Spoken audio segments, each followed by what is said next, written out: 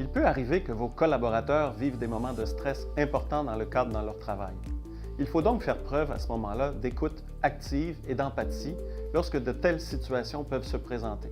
Vous pouvez aussi faire appel aux ressources de votre organisation. Voici donc 10 pratiques simples pour agir sur le stress que vivent vos équipes. Par exemple, dans un premier temps, vous pouvez observer les changements de comportement. Montrez-vous, entre autres, attentif à l'état de santé de vos employés en remarquant des changements d'attitude ou de comportement. Ces signaux doivent vous alerter et vous permettre de réagir avant que l'état de santé de vos collaborateurs ne soit atteint. Renseignez-vous aussi sur les sources de stress.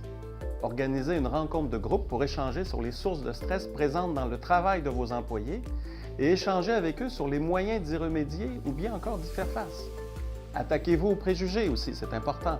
Encore trop souvent de problèmes de santé psychologique sont mal vus.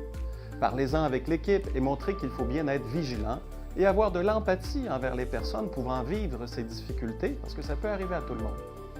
Partagez votre état émotionnel en équipe. Pourquoi pas en début de réunion faire un tour de table et demander à chacun de s'exprimer sur sa météo personnelle. Posez des limites sans nécessairement dire non. Renégociez les demandes qui sont faites et posez des limites à votre capacité de tout prendre.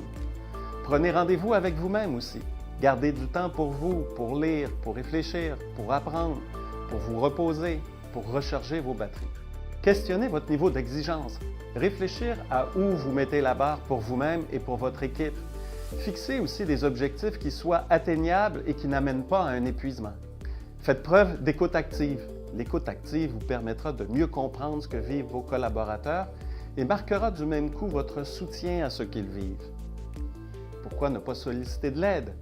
Il n'est pas toujours facile de faire face au stress. Solliciter de l'aide dans l'organisation ou à l'extérieur est aussi une pratique efficace. Et finalement, soyez discret. Si on se confie à vous, respectez la confidentialité des propos qui vous sont confiés.